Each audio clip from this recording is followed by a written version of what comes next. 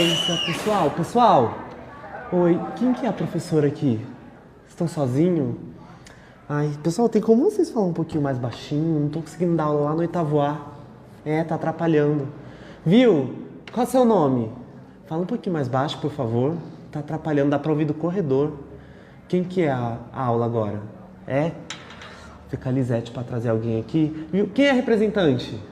Você pega um Uno lá embaixo, um jogo, mas vocês falam mais baixinho, gente, por favor. É que eu vou aplicar a prova, tá realmente difícil. Vocês me ajudam?